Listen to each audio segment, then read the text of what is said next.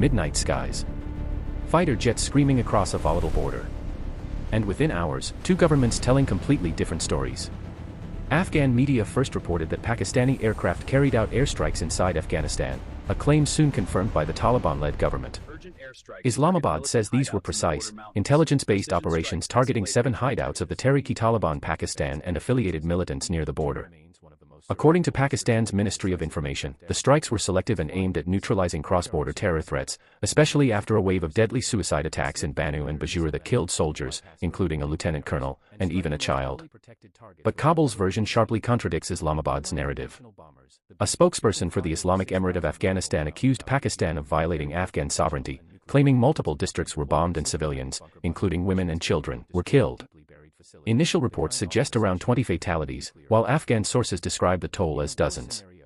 This sudden escalation follows diplomatic tensions, including reports that Pakistan had formally protested to Taliban officials over alleged use of Afghan soil for attacks inside Pakistan. Now the big question is, was this a calculated counterterrorism strike, or a dangerous gamble that could spiral into a wider conflict? With mistrust deepening and casualties mounting, the Pakistan-Afghanistan border once again looks like one of the most explosive flashpoints in the region, and what happens next could reshape security dynamics on both sides. As tensions intensify, the real story may lie behind closed diplomatic doors. Just hours before the airstrikes, Pakistan reportedly summoned a Taliban representative and issued a formal protest, accusing Afghanistan of allowing its soil to be used for cross-border terrorism. That warning, instead of calming the situation, was followed by immediate military action the same night. Islamabad maintains that the strikes were intelligence-driven and carefully targeted at 7 militant camps linked to the Tehrik-e-Taliban Pakistan, especially after the recent suicide attacks in Banu and Bajura that killed multiple soldiers, including a lieutenant colonel, and even a child. From Pakistan's standpoint, this was a defensive response meant to dismantle safe havens threatening its national security. However, Kabul sees it very differently. Taliban officials have condemned the strikes as a violation of sovereignty, claiming civilian casualties across multiple provinces and accusing Pakistan of shifting blame for its internal security failures. With Afghanistan lacking a significant air defense capability, the use of air power has raised concerns about imbalance and escalation. Analysts now warn that relations between the two sides, already fragile, could deteriorate further. Inside Pakistan, growing militant violence, economic pressure, inflation, and political instability have added to the urgency of showing decisive action. But the key question remains, will this remain a limited counter-terror operation, or could it ignite a broader confrontation along one of the region's most sensitive borders? The next moves from both Islamabad and Kabul will determine whether this becomes a short-lived flare-up or the beginning of a far more dangerous phase. Now the situation moves into an even more dangerous phase, the phase of consequences. Military analysts are warning that when air power is used to cross an international border, even under the justification of counterterrorism, the risk of escalation multiplies rapidly. Pakistan believes it has sent a strong strategic message that militant attacks inside its territory will be met with direct action, regardless of where the perpetrators hide. But Afghanistan's Taliban leadership may feel compelled to respond politically, or even tactically, to avoid appearing weak domestically. Public sentiment inside Afghanistan is already sensitive to issues of sovereignty, and accusations of civilian casualties only increase pressure on the Taliban administration to take a firm stance. At the same time, Pakistan itself is navigating a fragile internal landscape. Rising extremist violence, economic strain, inflation, and political divisions have created an atmosphere where security failures carry heavy consequences. Some observers suggest that decisive cross-border action may also be aimed at reinforcing deterrence and projecting strength at home. However, history shows that border tensions between these two neighbors rarely remain isolated incidents. Even limited clashes, troop buildups, or retaliatory shelling could spiral into sustained hostility. Diplomatic channels may still be open, but trust is clearly eroding. The critical question now is whether back-channel negotiations will defuse the crisis quietly, or whether another incident, another explosion, or another accusation will push both sides further toward confrontation. In a region already burdened with instability, the margin for miscalculation is dangerously thin, and the coming days could prove decisive. At this stage, the crisis is no longer just about airstrikes, it's about what kind of precedent is being set. If cross-border strikes become normalized under the banner of counterterrorism, the entire regional security framework could shift dramatically. Pakistan is signaling that it will not tolerate armed groups operating from across the border, especially after repeated deadly attacks on its security forces. But Afghanistan's Taliban government now faces its own credibility test. Can it control militant factions within its territory, or will it deny their presence altogether and escalate diplomatically? The absence of clear coordination mechanisms between the two sides makes the situation even more volatile. A single miscalculation, whether another suicide attack inside Pakistan or another air operation across the border, could ignite a chain reaction that neither side fully intends. Meanwhile, global powers are watching closely, aware that instability in this corridor affects broader regional dynamics, including Central and South Asia's fragile balance. For civilians living near the border, uncertainty has become routine: fear of retaliation, fear of more strikes, fear of what tomorrow may bring. What began as a security operation has now evolved into a geopolitical flashpoint. The coming days will reveal whether cooler heads prevail through diplomacy and intelligence cooperation, or whether hardened positions and rising rhetoric push Pakistan and Afghanistan into a deeper and far more dangerous confrontation. As the fallout continues, attention now turns to the strategic endgame. What exactly does Pakistan hope to achieve beyond immediate retaliation? Security experts argue that airstrikes alone rarely eliminate insurgent networks permanently. They disrupt, scatter, and delay, but long-term stability requires intelligence coordination and political leverage. Islamabad appears determined to rebuild deterrence, signaling that any cross-border sanctuary will come at a cost.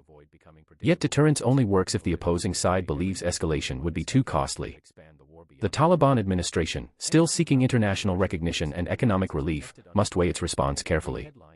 Open confrontation with Pakistan could strain trade routes, border crossings, and already fragile economic links that many Afghans depend on. At the same time, appearing passive risks internal criticism from hardline factions who demand a strong reaction to any perceived violation of sovereignty. This creates a delicate balancing act in Kabul. On Pakistan's side, the military establishment faces mounting domestic pressure to prevent further militant attacks, especially after recent high-profile incidents targeting security personnel. Public confidence in security institutions is closely tied to visible action. However, if violence continues despite cross-border operations, critics may question the effectiveness of the strategy. The broader concern is whether this confrontation fuels a cycle of retaliation, where each incident justifies the next. Border regions have historically been vulnerable to misinterpretation, misinformation, and rapid mobilization. Without transparent communication and intelligence sharing mechanisms, mistrust deepens quickly. Ultimately, both nations stand at a strategic crossroads: pursue calibrated engagement to prevent further destabilization, or risk sliding into a prolonged period of hostility that benefits militant actors more than either state. As the crisis stretches on, the focus now shifts from action to endurance. Short-term strikes may create headlines, but long-term stability depends on what follows after the explosions fade. For Pakistan, the objective is not only to dismantle immediate threats but to reshape the security equation along the border, to make it unmistakably clear that cross-border militancy will trigger direct consequences. Yet history shows that insurgent networks often adapt faster than conventional strategies anticipate. They disperse, relocate, and re-emerge in new forms, sometimes even more unpredictable than before.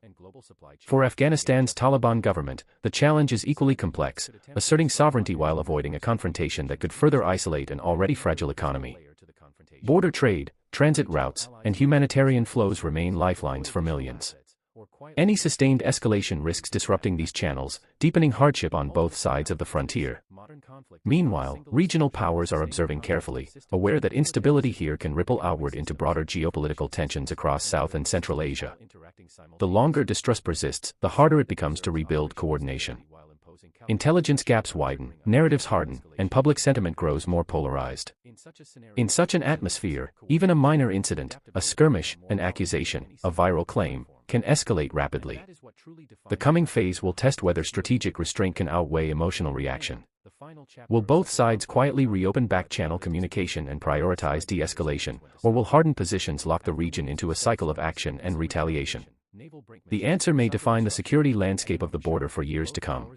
As the dust settles over the tense border regions, the world watches closely, asking whether Pakistan's recent airstrikes in Afghanistan signal calculated precision or a dangerous escalation that could spiral into broader conflict. Every action taken along this volatile frontier carries immense consequences, from civilian lives and military personnel to regional stability and international relations. The intelligence-based strikes targeting terror hideouts may demonstrate Pakistan's resolve, but they also risk inflaming historical tensions and triggering retaliatory measures. With Afghan officials confirming casualties and local populations reeling from the devastation, questions arise about the legality, ethics, and long-term effectiveness of such operations. Will this serve as a temporary strategic warning, or will it mark the beginning of a cycle of retaliation with unpredictable outcomes? Observers note that cross-border military action has always been a delicate game. A miscalculation, even a minor one, can ripple into large-scale confrontation. Meanwhile, Pakistan's government must weigh internal security needs against escalating diplomatic fallout, while Afghanistan navigates its own security challenges under the watchful eye of the Taliban administration. The stakes are high, and the geopolitical balance fragile, making this an unfolding story that could redefine regional power dynamics in South Asia. But now, I want you to be part of the conversation. Do you think Pakistan's strikes were justified, or a dangerous gamble? Should cross-border air operations continue, or is there a better way to neutralize threats? Comment your thoughts below, we want to hear your perspective. Don't forget to like this video if it helped you understand the situation, subscribe to stay updated on breaking developments, and turn on notifications so you never miss our latest reports. Join the discussion, share your insight, and be part of the debate shaping the future of South